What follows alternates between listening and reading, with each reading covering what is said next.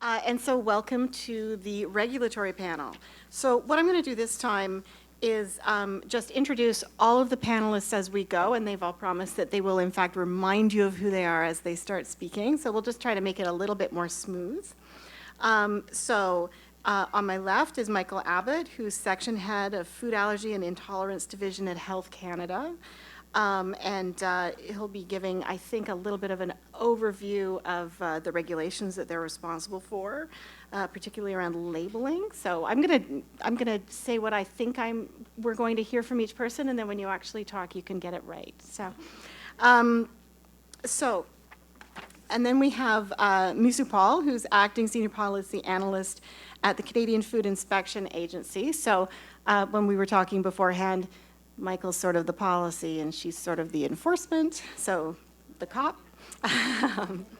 And then we're going to have Margaret Hughes, who's VP Sales and Advertising, or Sales and Marketing, pardon me, at Avena Foods, talking about the living in the regulatory environment from an industry perspective. Then we have, who's next? Then we have Deb Warden, who's Manager of Quality Assurance and Food Handler Certification at Toronto Public Health, which is so talking about the restaurant environment. And then Jacqueline Peplar, who's Director of Sales and Marketing for the Gluten-Free Food Program. So talking about that program, which is also related to restaurants and I think also institutions. So that's our panel for the session. They'll be talking in the order in which I introduced them. And I look forward to a really interesting discussion, and I know there will be a lot of questions. So again, we'll be following the same kind of format.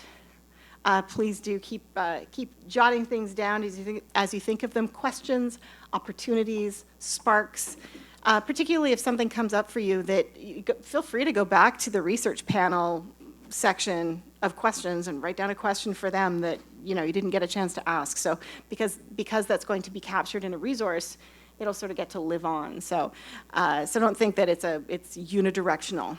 You can keep circling back to things. So without further ado, and unless there are any other process issues, any general questions from the audience anybody wants to jump in with right now? Okay, wonderful. So I'd like to hand it over to Michael. Thank you.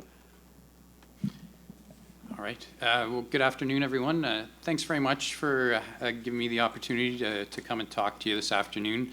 I'd been asked to go over the labeling regulations, and so there's basically three things that I'm going to touch on in this part. I'm going to talk about labeling of ingredients, so intentionally added ingredients, and then the gluten-free claims or gluten-free regulations, and then the last part is the marketing authorization for gluten-free claims on oats. So with regards to the labeling of ingredients, there are what we refer to as enhanced labeling regulations for food allergens, gluten sources, and added sulfites in Canada. So these came into effect in 2012, and basically they require that whenever one of the gluten sources, in this case wheat, rye, barley, triticale, or oats, are part of the formulation of a prepackaged food, so when they're present as an ingredient or a component of an ingredient, so a sub-ingredient of an ingredient, they have to be declared on the label in the list of ingredients of the food, or in some cases they can be in a contained statement on the food. This is basically a requirement to allow people to know when one of those gluten sources is present in the food. You'll often hear it referred to as being allowed to label either in the list of ingredients or the contained statement. The contained statement is always optional. It comes up sometimes if there are exemptions that exist in the way that ingredients are labeled. So it can get a little bit complicated, but there are some ingredients that are exempt from component declaration. So that means if they're used as an ingredient in another food, they don't have to declare all of their subcomponents. What these enhanced labeling regulations do is they basically supersede that and say, even if they would otherwise be exempt, if those gluten sources are present in the food, they have to be pulled out and declared individually. So for prepackaged foods, in that list of ingredients, or if there's a contained statement and it would come immediately following the list of ingredients, you would see any of those gluten sources that are in the food would have to be labeled. Now again, this is referring to intentionally added ingredients, so things that are part of the composition of the food. And then we have the gluten-free regulations, and those are specific to gluten-free claims on foods.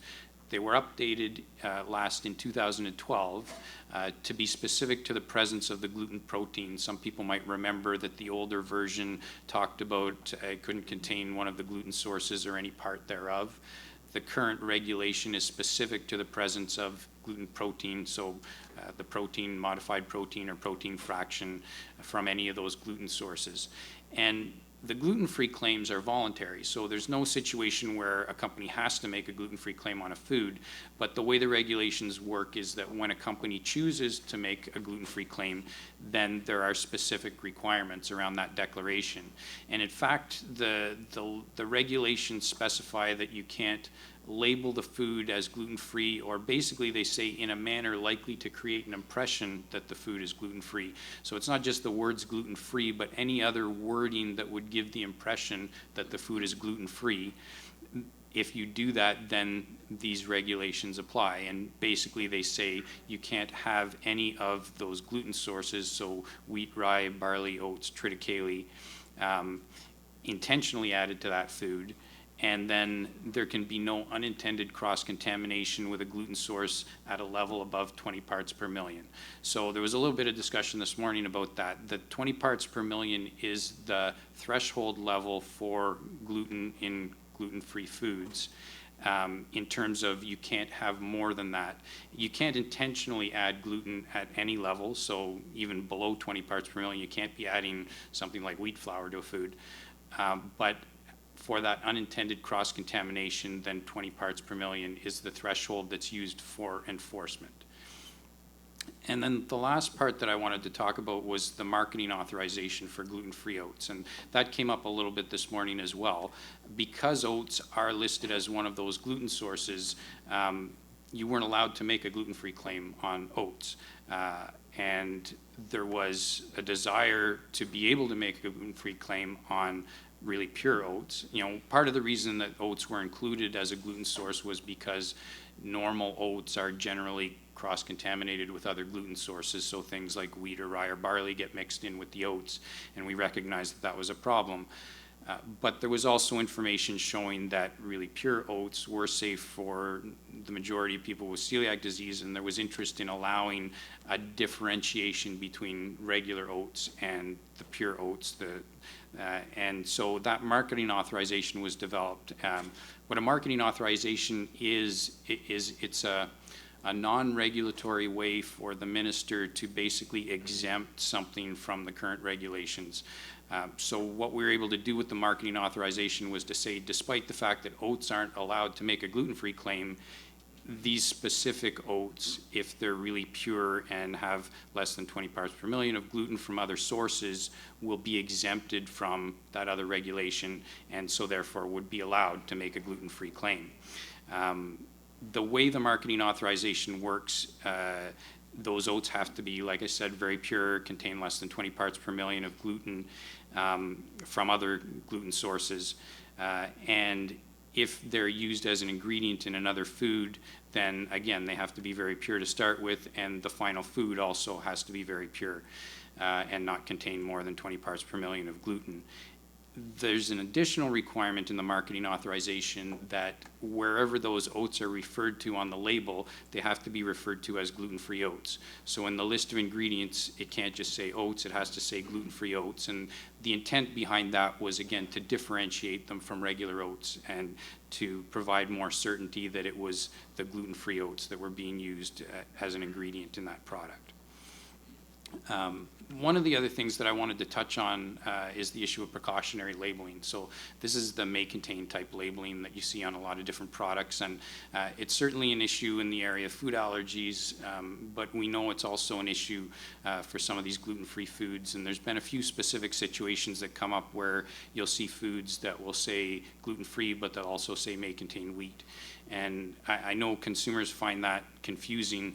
The first time I saw it, I found it quite confusing as well. I wasn't really sure what the manufacturer was trying to say, but I think the idea there is there are some situations where a company knows that they're meeting the gluten-free requirements. They have less than 20 parts per million, but they might be detecting a small amount of gluten that they believe is from wheat.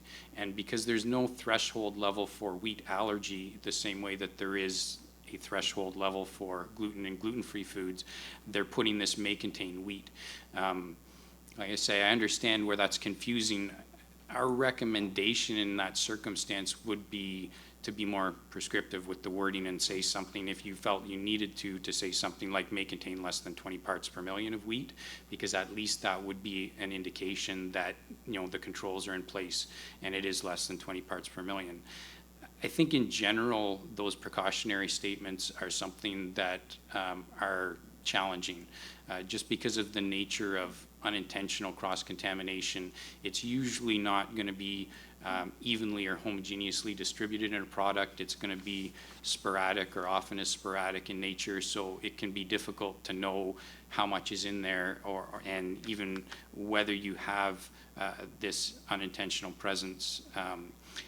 It's something that I think a lot of countries are struggling with now, the precautionary labeling issue. I was actually at some meetings last week that were held in Ottawa, Codex meetings. So the Codex Committee on Food Labeling was meeting in Ottawa and was discussing this idea of precautionary labeling, and there was a general consensus that there needs to be more done to develop guidelines around appropriate use of precautionary labeling. So this is something that's likely to be taking place in the near future at those Codex meetings, and Canada will certainly be part of any work that gets done on that Committee on Food Labeling around guidelines for precautionary labeling.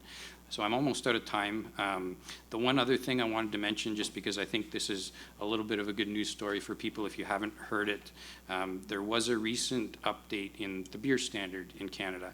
And so some people may remember that when the enhanced labeling regulations for allergens and gluten sources were developed, there was a specific exemption put in there for beer, so that beer didn't have to label the same as other foods did when it contained, and it basically always does contain a source of gluten because it's made with barley and or wheat.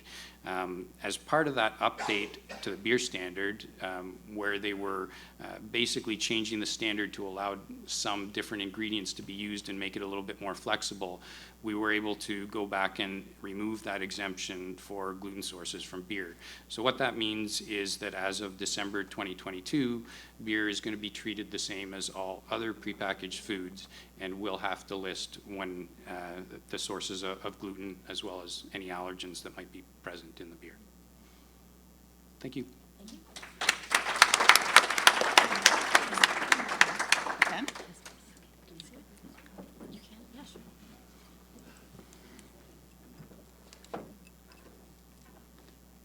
Hi, just a reminder, everyone. My name is Misu Paul. I work for the Canadian Food Inspection Agency. Our small team of colleagues works on food labeling and claims. And the area that we work in is a compliance promotion for industry. So what we try to do is whatever information that we have for our inspectors when they're doing enforcement, we're trying to make that available at the same time for industry so that they know what requirements that they have to meet. And if I really look at breaking down the roles between what Health Canada does and what CFIA does, especially our team, Health Canada kind of deals with why the requirements are the way they are, and we try to explain what the requirements are and how to follow them. So on your screen, you can see that's our website. It's our live website right now, and we have information there for industry, and companies can go in there and see any information that they're looking for.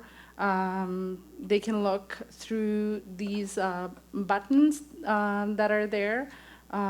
There's on your the first one on the right is list of ingredients and allergens. So that has all the information about declaring allergens, and also some information you can access through the search box just above it. It pretty much works like a Google search. You can make a keyword search there. And next to that box, there's a list of bullets. So these bullets are key tools that we've developed for industry to use. There's a checklist under that fact sheet, allergen labeling tips for food industry that they can use, especially small companies who need that type of help for coming up with their allergen programs, and as well as an infographic on food allergen labeling. So I don't know if you want to click on the infographic there so people can see what it looks like. So that's information for companies, especially smaller companies or importers who don't maybe have the in-house capacity to build up that tool for all of their employees. So we have some information that they can use and distribute. And what we've been able to do is also, over the past few years, we've been able to distribute some of this information to foreign suppliers in other countries in their languages. And we're also working on getting that information in other languages up on our website so that people can access the information and they can be knowledgeable about Canada's requirements. You can go back and look at that in more detail, and each of that allergen is there, but also obviously there's information about gluten-free claims. So if you click back on the same place where we were before.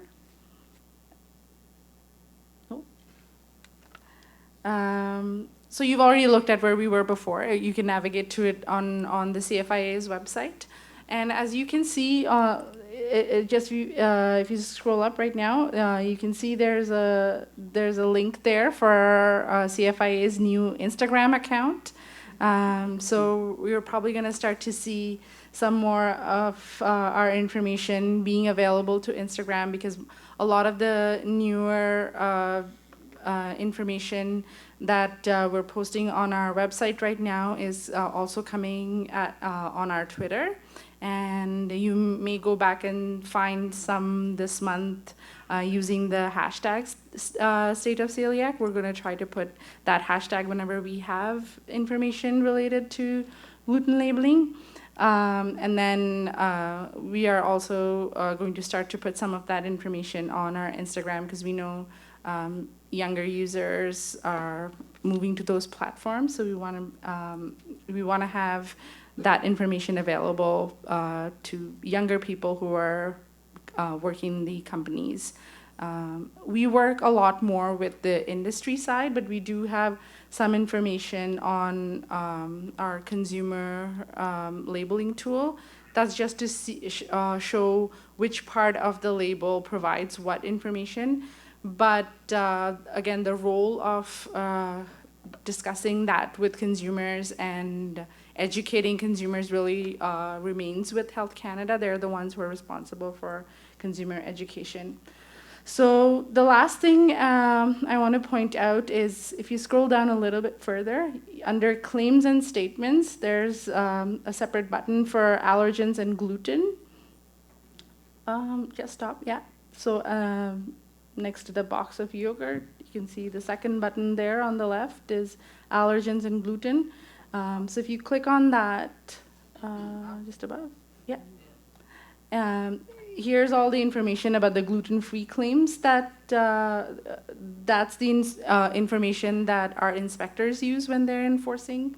And there's tons of information there for industry, but obviously that information is publicly available on our website. So if consumers who have celiac disease, they probably are more educated than regular consumers, so they can feel free to go in there and look for that information as well.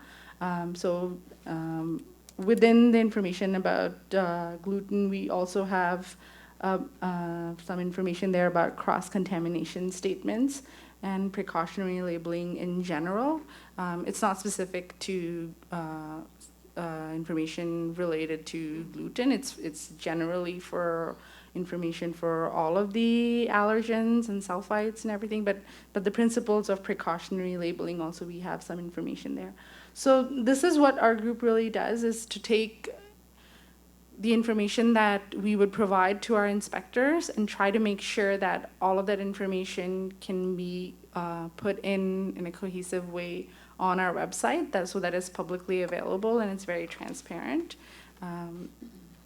We are trying to do this to increase our credibility with consumers as well as with industry, and to generate trust in the food supply in Canada. Thanks.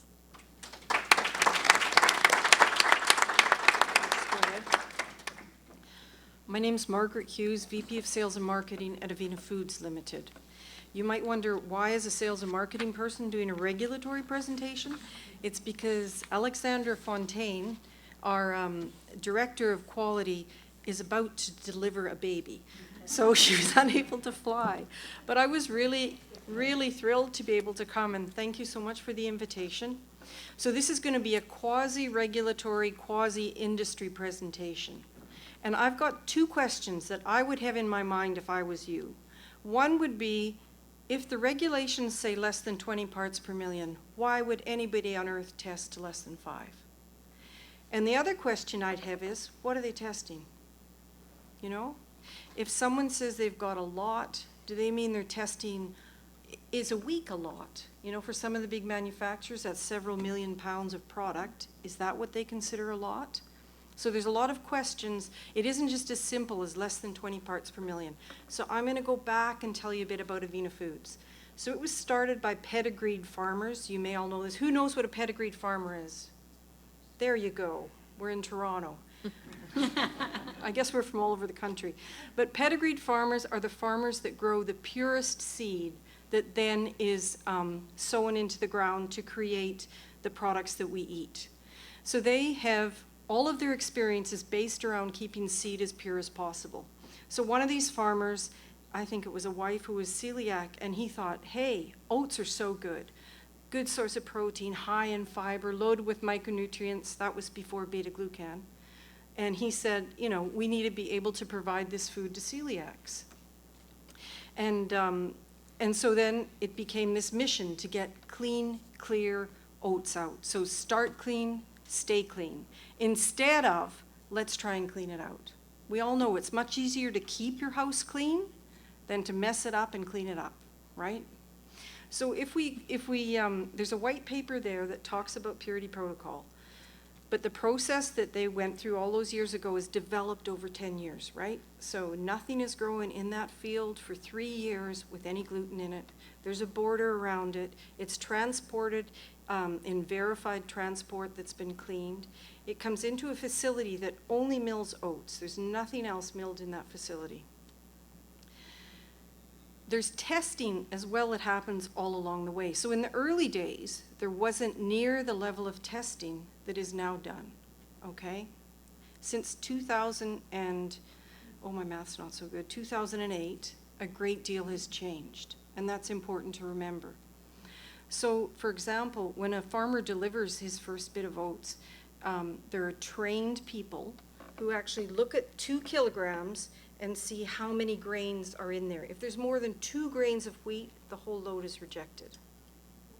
Okay? So it's really, really stringent. To become an Avena Purity Protocol farmer, you have to really believe in what you're doing. You have to have a real commitment to it.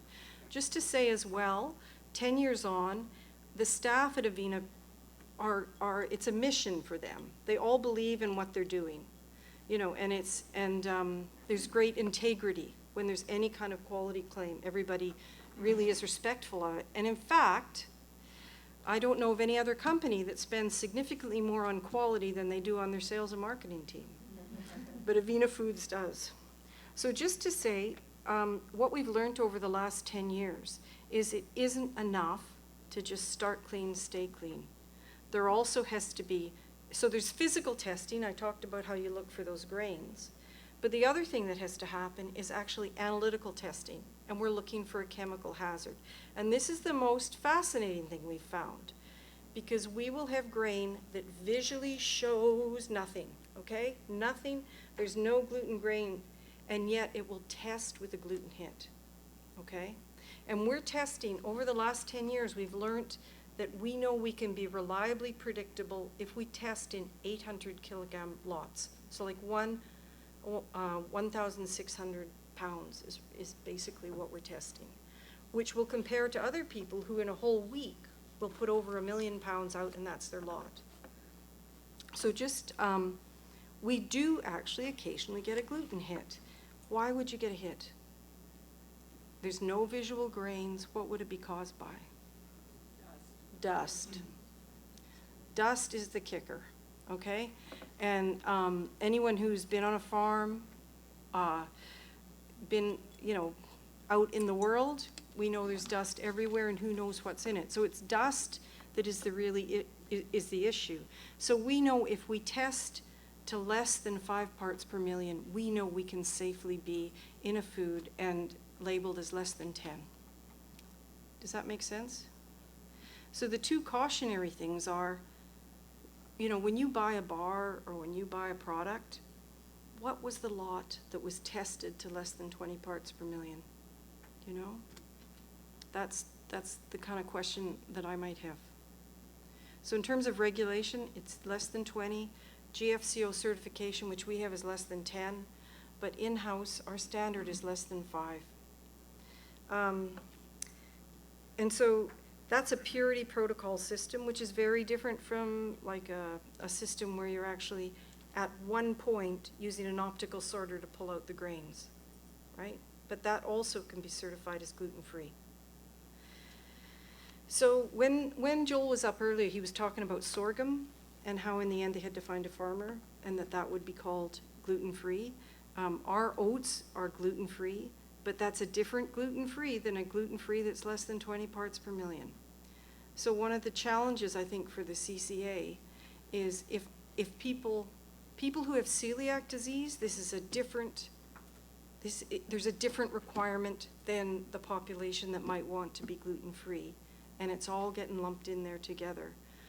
So you'll see we've just set up a logo that's actually a Avena Purity Protocol. It could be a Purity Protocol logo, but we know that there has to be an understanding of the value that brings. It's you know, it's not cheap to actually do Purity Protocol, but it's where you'll get the cleanest oats. And just a bit of an advertisement here. Avena Foods actually merged with Best Cooking Pulses, which is a pulse company. And this year, for the first time, Mike, you won't even know this, we've contracted some Purity Protocol lentils. Yay. Yeah. So, I mean, that's how we get them to market is another story. Well, yeah, I've never been that way, but looks like we are this time. Thank you.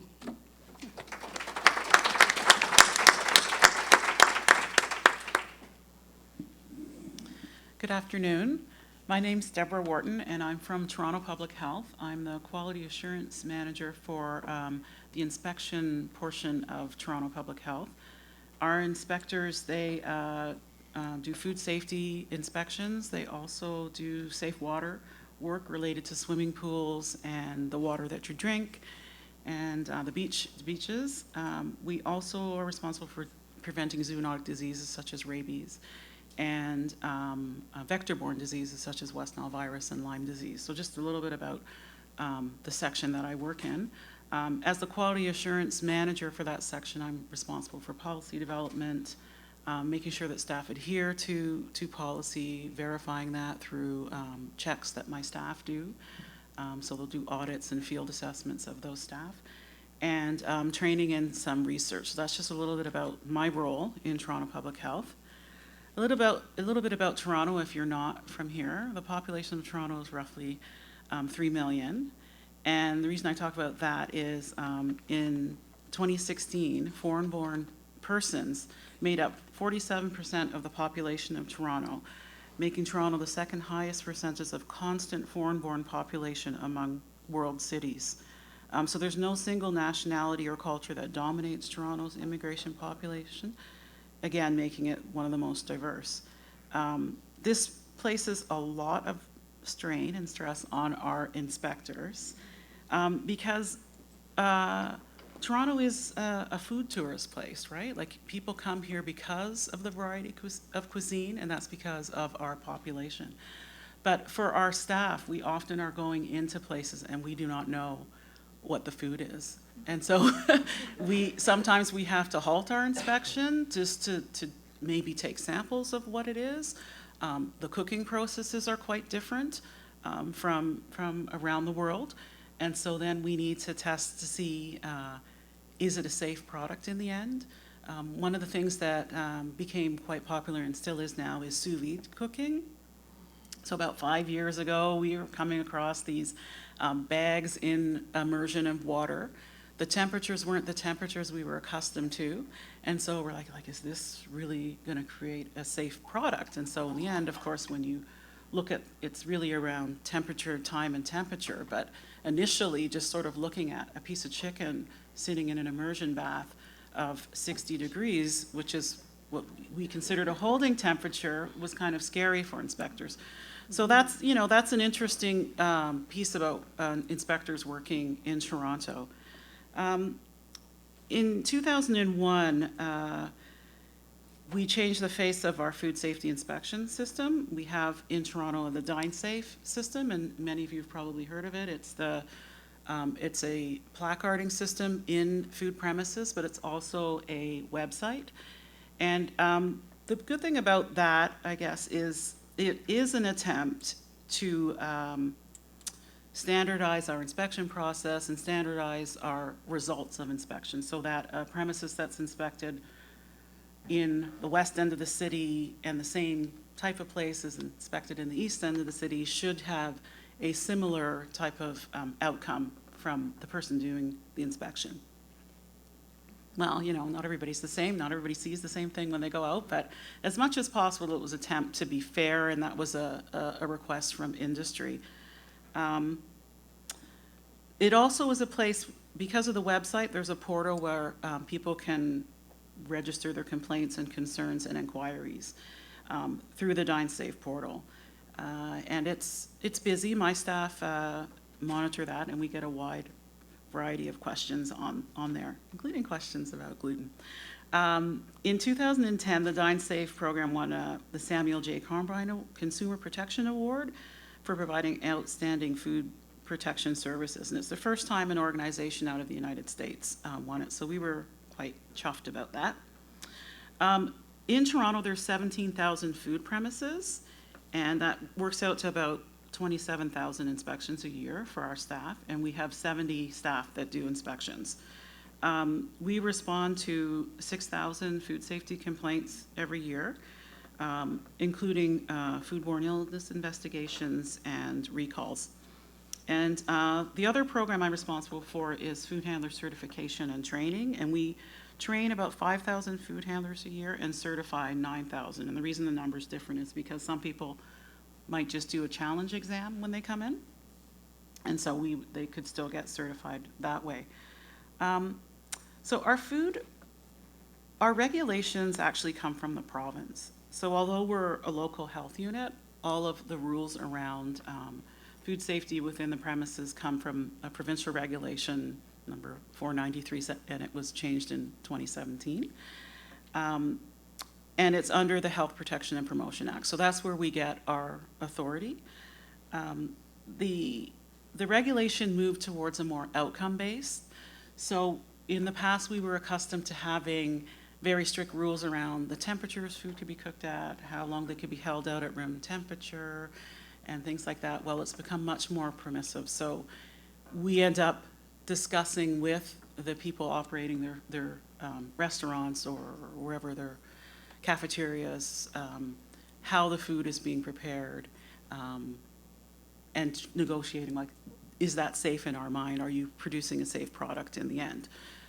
We used to have stuff around how things were stored. That's all been removed. So again, it becomes like, well, are you storing this in a way that's going to protect it from adulteration, contamination from chemical or physical hazards or infestations? So that has all changed. In a way, it's positive. In another way, it's sort of moving towards industry having a greater say, and regulators just sort of negotiating, as I've said. See what else I want to say.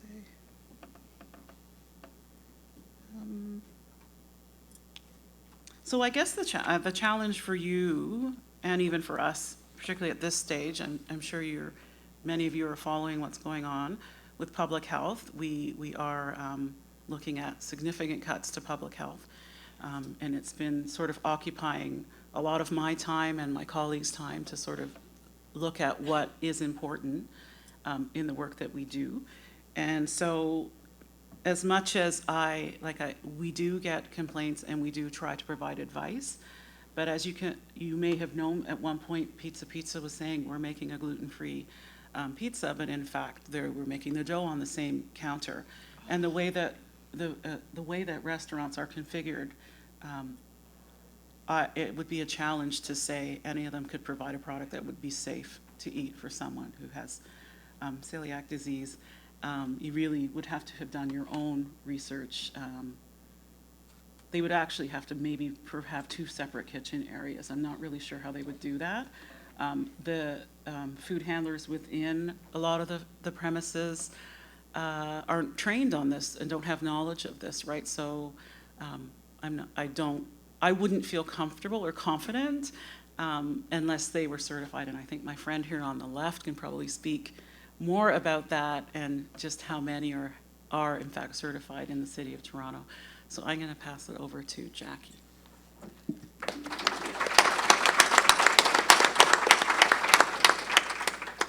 Thank you. I'm Jackie Pepler. I'm with the Gluten Free Food Program.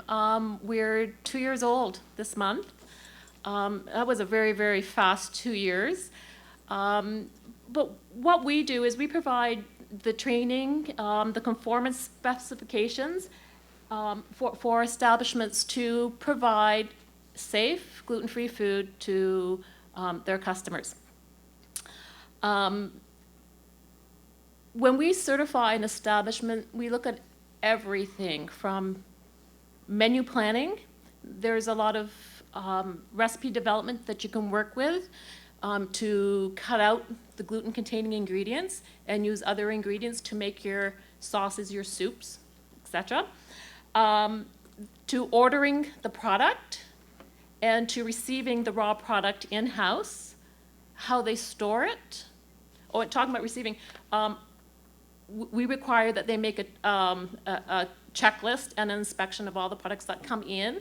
They might have been gluten-free when they left the factory. They might be gluten-free on the truck, but something else might have spilled open, contaminated their packages, and they're required to refuse that package. So they have to inspect the condition that their products come in, how they store it, how they prepare it, and how that meal gets from the kitchen to the customer safely.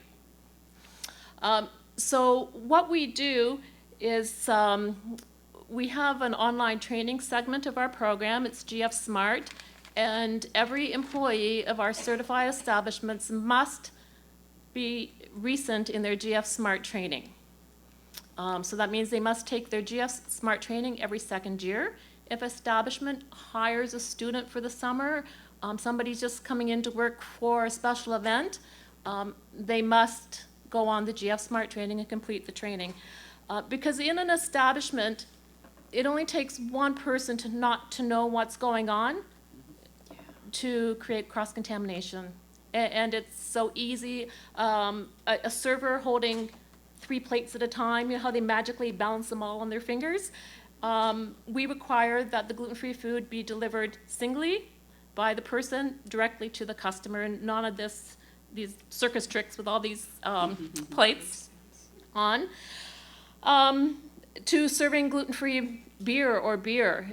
If you're serving a gluten-free beer and regular beer, they can't be on the same tray. There's always that chance of cross-contact. So what we go through with the establishment, we look at all the places that cross-contact or contamination can happen, and we find ways to either eliminate the food menu, or the food product or the menu item, or how they can get that product from the kitchen to the customer safely. So there's a few steps. Some of our steps are creative. A lot of establishments could have 2 big industrial toasters. If they don't get a lot of gluten-free traffic in, they can have a smaller dedicated toaster, but it has to be easily identifiable, and a dedicated toaster.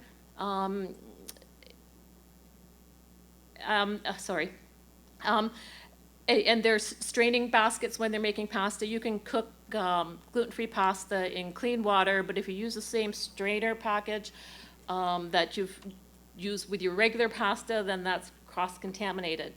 So there's a lot of steps. It's a big process for the restaurants to go through. We offer 2 certifications. One's dedicated, and that means there's no gluten food product within that premise. And when I'm talking about a dedicated establishment, I would like to recognize Brittany over here. Brittany's family owned Cristiani's in Canning, Nova Scotia, and they were our very first GF dedicated establishment to be certified. And they have a great chef. They're very creative with their menus. I haven't been there personally, but I have family members that's been there, and you would never know the difference between eating gluten-free food and gluten-containing food. It's all gluten-free. So we're very proud of Cristiani's. It was great, so let's give her a hand. Our establishments, you can only use Purity Protocol oats, and we do not accept any may contain on any item. The common theme when you visit our restaurants is a lot of the menu items are in-house made. Our establishments bring in the raw materials, and they create their own food and menu items rather than bringing in pre-packaged menu items. So we cover anything from a fast food service outlet. We have a company out in Edmonton, My Fries, and they do poutine, baked fries with all kinds of fabulous ingredients in it, 100% dedicated gluten-free. They initially tried to certify verified, and when they went through their recipe development and their menu development, they thought, well, with a few simple changes, we don't need to have any gluten in our establishment, so that now they're a gluten-free dedicated establishment. We have a hotel out west as well, and they do a gluten-free prime rib buffet every Saturday night. It's their busiest night of the week. And they became certified. So not only can you have your gluten-free prime rib buffet where you can take your family and you can eat anything on the buffet. They also offer gluten-free selections, so they're verified. So they do this the one night specially dedicated gluten-free, but the rest of the week, if you're visiting, you can safely choose a gluten-free item from their menu. So our restaurants have our GF logo, our GF mark, that you'll find in the window on the menu, on their website, in the marketing. And we found a lot of our restaurants who do go the certification way are seeing a great increase in business. Because, as you know, somebody with celiac disease, if you find a place where you can go and eat safely, you're going to go, and again, and again, and again. We have an establishment here in Toronto, Ritz North, and I believe I saw a picture of a lovely dinner there. Was it last night? They were busy before. They had a great customer base, but they became certified, and the biggest change they noticed was the takeout. And I don't know if the news is out yet, but they're opening another location closer inner city area, and that's going to be geared mainly towards takeout and take-home meals for the family. So going forward, we're now at the point where we're having establishments contact us. They want part of the game. They want the certification. They want to know what they're doing wrong and how they can correct it. But going forward this year, one of the biggest needs we're seeing is going to an establishment to dine out is a choice. We go out with family, we go out with friends, but it's a choice to go out. What happens when you or your family members have to go into long-term care facilities? Or you're sending your student off to, I didn't see that, sending your student off to university and they have to live in residence? How are they going to dine safely? So this is an area that I personally want to reach out to. I had a daughter, first year university in residence, and she really struggled, and she had a hard time finding safe choices, finding her groove, eating well, getting the proper nutrition in. So Gluten Free Food Program, yes, we're going to target all of our restaurants and continue working with our bakeries and so forth. But the institution, the universities, long-term care facilities, that's where we want to reach out to next, because you don't have a choice, really. If you need to go into a long-term care facility, that's not necessarily a choice. It's something you have to do. So that's where I'm going to take my part of the business, and we're going to, we're tweaking our GF Smart training program to talk about not the customer, but the residents and the students and their families. And have the online training so we can reach out to these institutions and establishments. And with the help of this CCA, help develop some of the standards and the wording.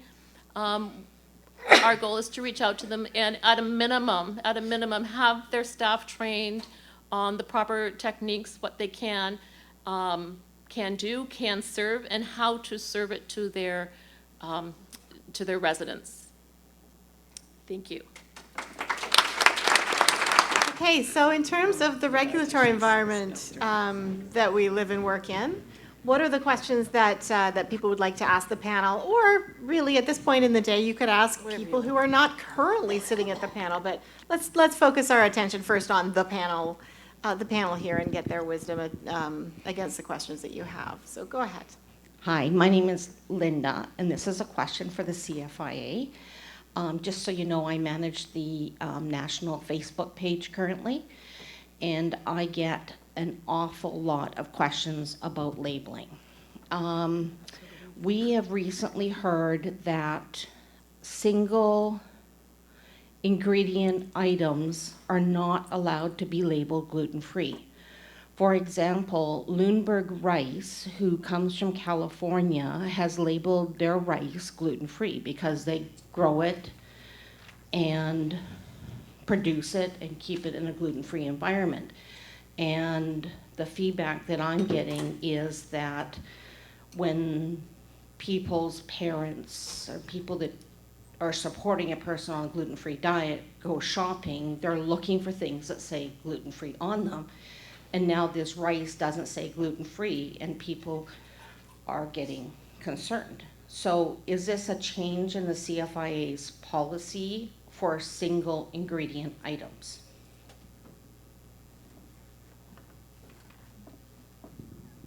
So there's no change in the policy.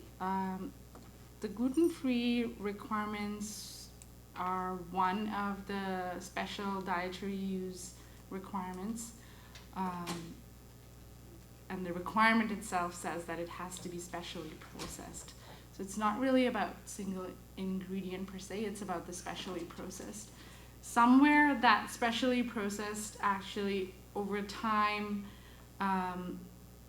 had to be relaxed for certain products where there's been a lot of innovation in those product categories where you would maybe not have seen any ingredient with gluten in it in that type of a product before, and now the products changed, the product categories changed, and now there's more ingredients possible. Especially we were just talking about potato chips, a regular potato chip versus now there's all kinds of flavors of potato chips, of pizza with ketchup mixed, potato chip that wasn't there before.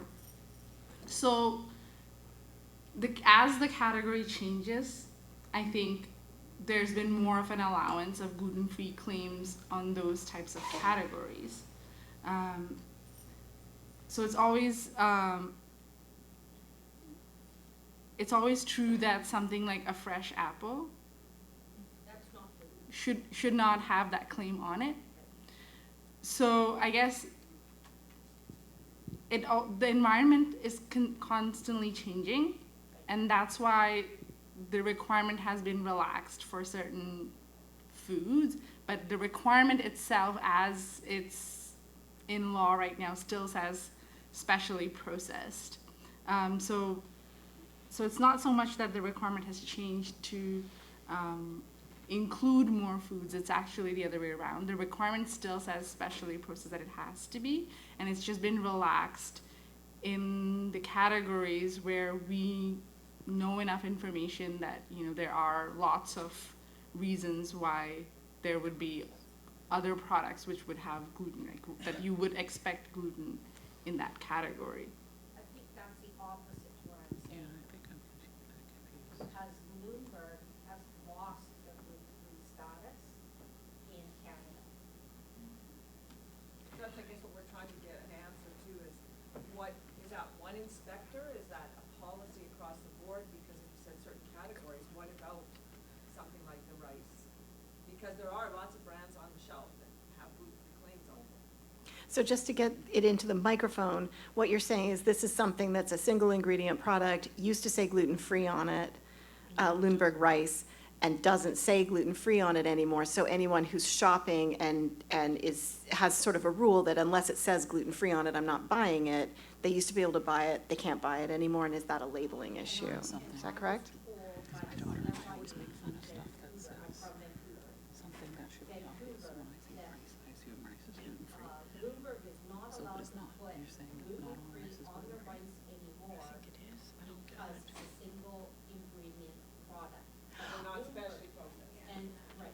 Okay, and so you were told by CFIA Vancouver that the reason Lundberg can't put their, the label gluten-free on their rice anymore is because it's just one ingredient and it's not specially processed. Correct, but it is. But you're saying it is specially processed in like a gluten-free facility, that's what you mean by specially processed, gluten-free facility? Okay. I'm not saying I have any answers, I'm just repeating it into the mic. Okay, so did you want to jump in on this question, or we need you to have a microphone though? Or come in to speak into this one? Okay. We haven't got this. We just want to iron this one out, I think. I feel like multiple people want to iron this one out.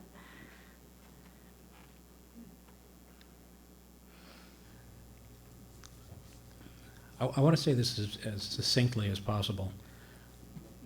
Where, from a scientific standpoint, whether it's a single ingredient, whether it's specially processed or not, if there is a body of evidence, actual testing, to indicate to me as a consumer that this product has been tested, that it reliably, in reasonable size lots, and that does not mean 5 million pounds with a 6-ounce sample, that it is gluten-free, then I think that you should be able to label it as such.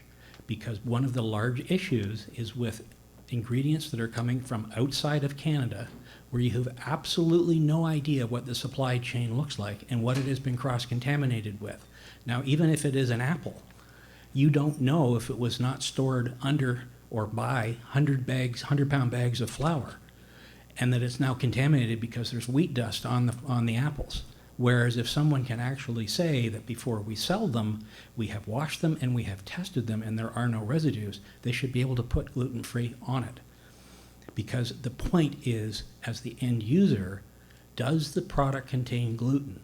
And if there's any chance of that, or if there's any doubt about it, or if there's any kind of variability, going back to the sorghum issue, the person who has the body of scientific evidence to see on a reasonable sized lot that has a composite sample should be able to label it as such, because they've gone that step to make sure that it's safe for me to eat.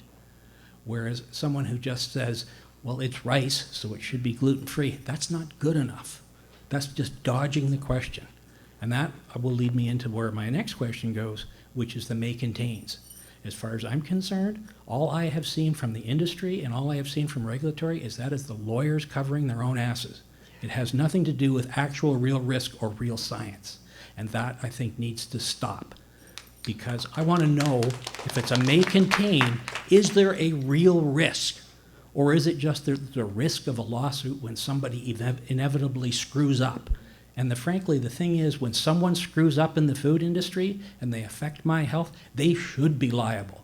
Writing may contain is not off the hook for bad practices, bad SOPs, bad execution, and failure to test, oversized lots, and also test methodologies that are not as good as they're cracked up to be. All of those things come into play. And for that reason, I see may contain means the lawyers made me cover my ass. That's all it means. And Walmart putting on may contains on every single product, Oh, including lemonade and absolutely everything. So- They would put it on, they put it on water. So, so it seems to me that we've got like sort of, I don't know, maybe 5 questions on the table now. They're not questions, so- those are statements. Right, right, Okay? right. That's what I have observed over the past couple of decades, that's what it actually means. And what I'm looking for is someone on this panel to stand up and say, we're gonna take action to fix that.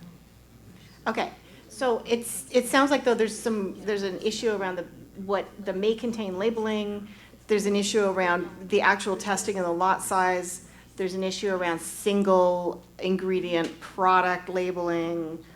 There might be another issue that I'm missing, but at least, it seems like those are 3 buckets, Supply and there might chain. be, Don't forget supply and chain. the supply chain.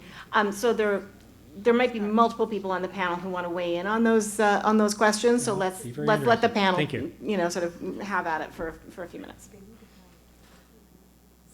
So I'll start with the single ingredient one. As far as I know, the single ingredient one has always been like this. The requirement has always been for specially processed ingredients to be able to say gluten-free.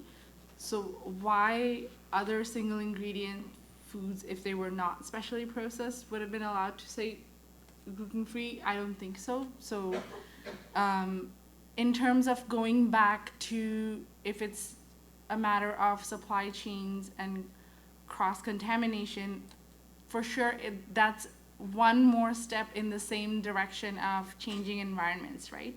We've gone from having the regular potato chip, that was the only potato chip that existed, to now having so many. And this is just one more step in that direction, where now the pre-packaged rice is coming from somewhere where it might be contaminated with gluten, if that's what it is, even though there should not really be, because unlike oats, rice doesn't grow at the same temperature and same kind of fields. It grows in a pond of water, so there's no reason for it to really be contaminated. But if it's because of changing environments related to the supply chain, right? And that's why right now people seem to be a lot more comfortable about the apple not being allowed to say the gluten-free. And like one person mentioned that, well, maybe that's just for the time being, and at some point, how can you guarantee that? So it seems like what I'm hearing is the requirement itself of requiring something to be specially processed may then become questionable because of changing environments, and that's something I think for certainly for Health Canada to consider whether the requirement itself needs to be reviewed because of the supply chain changing. As far as the precautionary statements go, right now we don't have any Canadian requirements around the precautionary labeling other than where it has to go if it's present and the legibility that it has to be in. But like Michael mentioned earlier, the international work right now with Codex, there's just been an agreement to do further work on coming up with principles for precautionary labeling that all countries have to abide by. So I guess I'll let him take it on to end if there's more there to be added. Yeah, thanks, Misu. I mean, I did allude to this when I was talking before, but the precautionary labeling is certainly one of the more challenging issues that we're dealing with right now. And, you know, we hear this from, you know, people with celiac disease. We hear it from people with food allergies as well. It's definitely an irritant for people because there's a perception that these statements are being overused. There's certainly examples where it's pretty clear they're being overused. You know, sometimes we see may contain and then it just lists all the allergens on our list. And, you know, it's hard to imagine a circumstance where that is real or realistic as far as the use of precautionary labeling. You know, we have some guidance around precautionary labeling. Health Canada came out in 2012 with some guidance around precautionary labeling. It's fairly general. You know, it does say that they're not supposed to be used in lieu of good manufacturing practices. They're only supposed to be used when there is a real risk to the consumer. The problem then becomes, what does a real risk mean? And, you know, each manufacturer is going to be making things a little bit different. There's so many different ways you can manufacture a food and so many different ways that a food could get cross-contaminated. And I think the difficulty becomes in part trying to define what that health risk is or what would be an acceptable level of risk where you wouldn't put this statement on a food, as opposed to defining, okay, here is where that risk starts. And we struggle with that in the area of allergens. It goes back to the fact that there are no threshold levels for allergens where we can say, okay, if you get it below that, then no one's going to have an allergic reaction to that food. And I think, you know, the other difficulty is that, and I think I mentioned this before, precautionary labeling often comes into play when you're talking about cross-contamination, which is often sporadic in nature and it's not evenly distributed in a food. So you can have a lot of food where most of that food would be perfectly safe for somebody to eat, but a little bit of it has that cross-contamination, maybe because you know, they cleaned out the equipment as well as they could, but when they switched foods, there was a little bit of residual. So sometimes the first stuff that comes off in the new lot is contaminated, but then the later stuff isn't. It becomes, I think, very difficult for some of the manufacturers to say, okay, you know, I've got a little bit in there. I don't think there's much risk, but I'm not going to take the chance, so I'm just going to put a precautionary statement on everything. And, you know, I think what I would say is we do recognize that there's a need for more guidance, more specific information. I don't want to say regulation because I think it's probably easier to do it without regulation, but certainly more guidance for manufacturers around, okay, here's when you use it and here's when you can't. In a lot of ways, it goes back to trying to balance safety with availability of choices. And right now, things are skewed, you know, in a strange way towards safety, but at the, you know, at the exclusion of availability of choices. And it's much easier to do something about a food that's cross-contaminated that should have a precautionary statement on it but doesn't than it is to do something about a food that really doesn't need a precautionary statement on it but puts one on. the government would have a lot of difficulty telling a manufacturer, okay, you have to take that statement off, unless they were willing to take responsibility for that food from now on.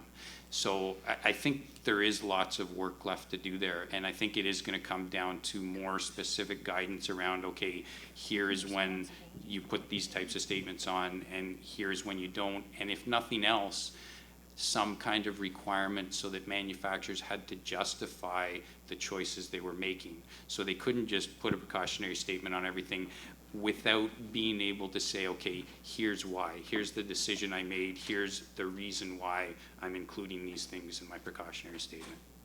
And I wonder, Accurate data, actual scientific data. That's the key to this thing, and that's what's absent in all of the warning statements. so the point being made from the floor is it coming back to data and not having it present in those warning statements. I was wondering if we could harken back to the research panel, and I think it was you, Jocelyn, right? I think it was you who had some data on the psychosocial effects of celiac disease and how living with celiac is not without its costs, and this strikes me as one of those things that raises the psychosocial cost, the emotional cost of the disease burden. Absolutely. I think that this is a cause of great anxiety, and we see the effect of that on our patients, which is why I think it's important to be thoughtful and it's important to be data-driven in these decisions about how we manage these issues. And definitely we work hard with our patients about what to do about these may contains, because there's so many of them, you're already on a restricted diet, and what's the best choice in each given scenario might not be the same every time. Right, and that constant risk calculation. But I also wonder if getting that data looped into some of the regulatory decisions is. Okay, go ahead.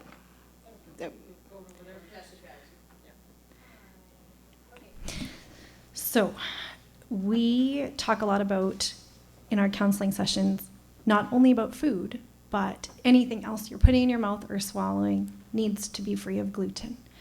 So I have a lot of questions, and I can talk to you about all of them later, but I have concerns about the lack of labeling for gluten and food allergens on medications, supplements, probiotics, alternative healthcare products, foods sold by multi-level marketing, such as Juice Plus and Beachbody shakes, foods that have no label, like protein shakes and things that are proprietary and they don't share any of their ingredients.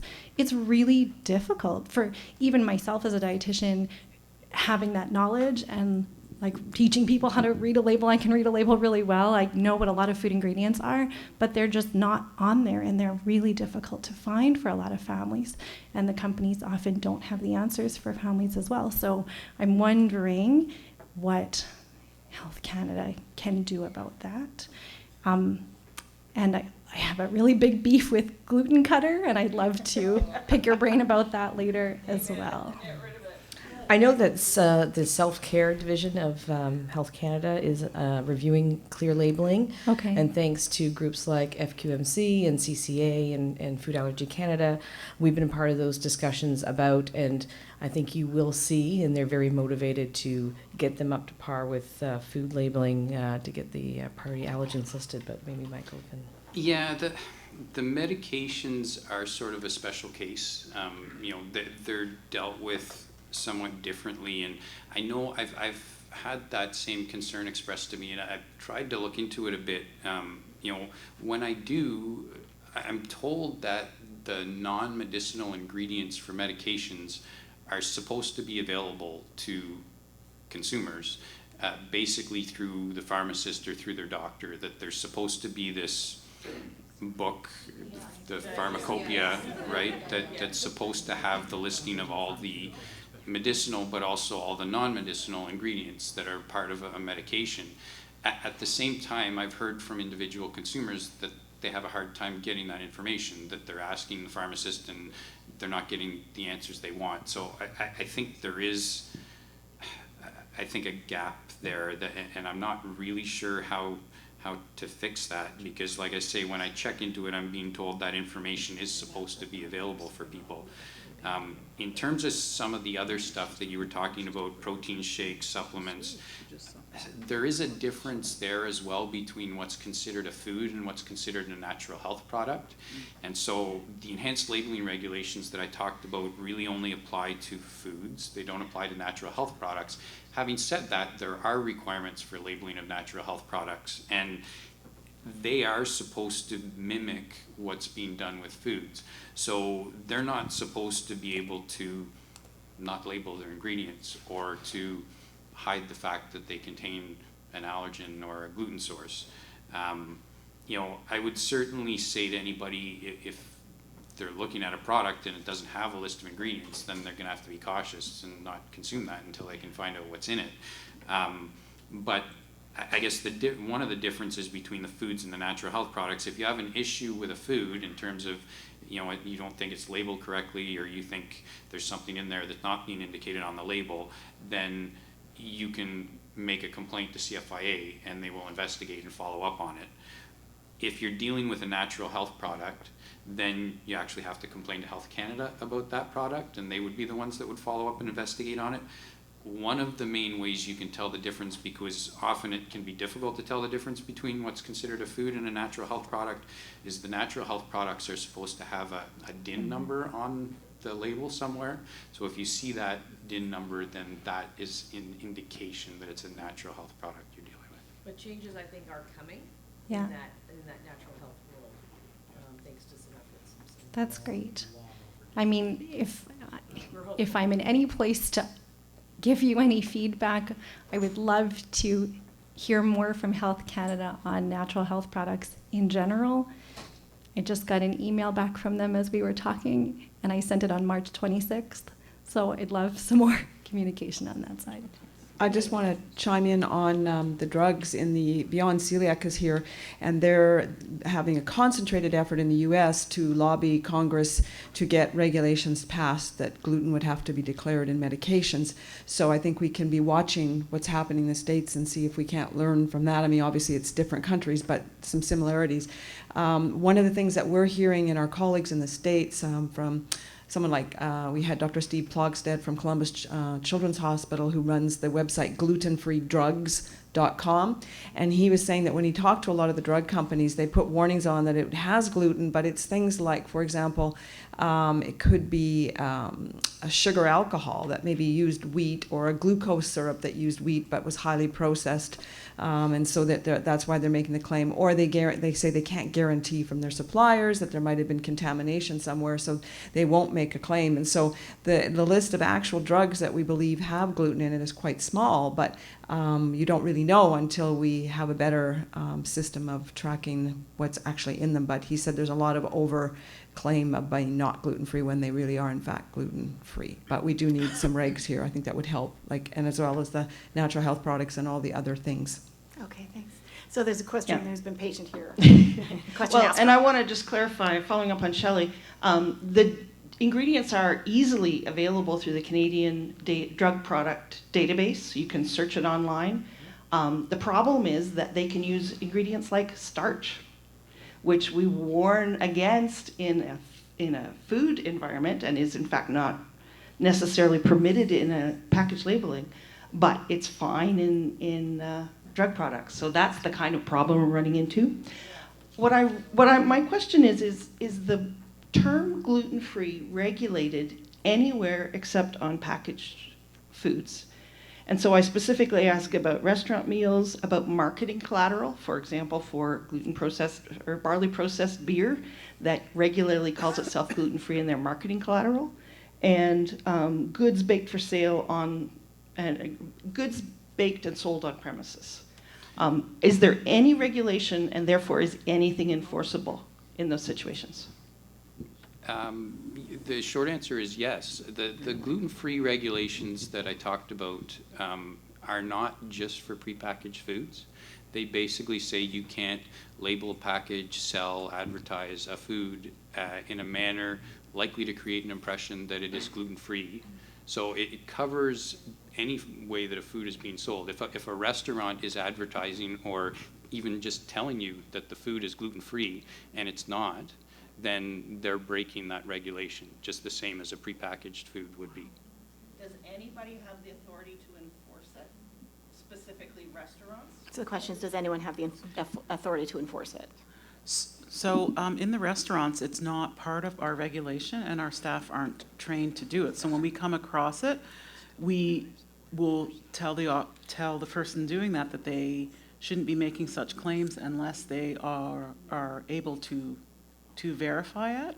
And as I said earlier, most of the restaurants in the city of Toronto, I don't believe would be able to make a gluten-free product in their premises unless they had separate places to do that, separate storage, all of those things similar to like a kosher kitchen type of situation. I do know about the false advertising component that CFIA can enforce, but as far as I know, they can't do anything else.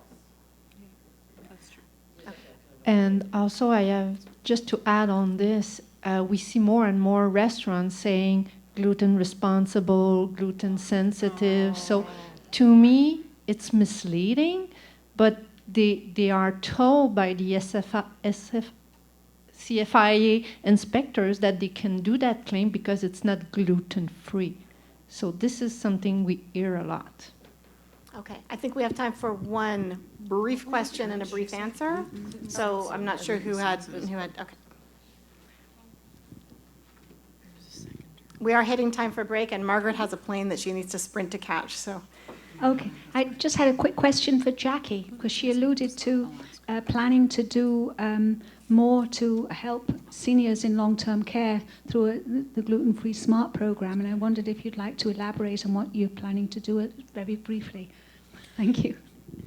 So we've been working with retirement residents in Winnipeg, Riverwood Square, and that they were committed to providing proper gluten-free food for their restaurants. But the situation, as sad as it is, their budget for providing food to their residents is pathetic. And all their staff has been through our training program for the restaurants, but as we went through that, we realized that there's a lot of, other than these aren't customers, these are people, these are residents. They're not there because they want to celebrate something, they're there because they have to be there. It's not only them, but it's their family members when they come in to see them, because the chances are that one of their family members have celiac disease as well. A lot of the things that the long-term care facilities or senior residences say, oh, brain fog, no, that's just because they're old. Or, weak bones, oh, that's because they're old. Where it's not necessarily because they're old, and to get the education to them that if they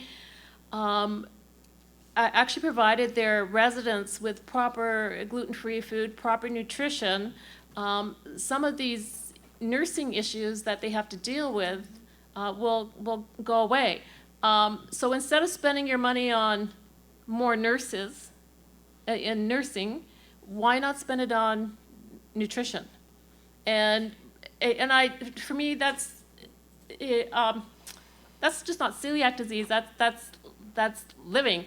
It's better to feed your body well with foods that's going to make it healthy and stay healthy than eat junk or highly processed foods all the time, and then have to spend money on medications to make yourself feel better. So it's going to be a long haul. I've targeted an Ontario chain of seniors residences that I'm going to have Sue Newell rope her in and start there. Start small, start with one chain, and educate them not only on gluten-free food and how to serve it properly, but why this is so important to their residences and the residents. And as you know, celiac disease can come on in any time of life, usually brought on by something traumatic, some traumatic illness, a very high stress time.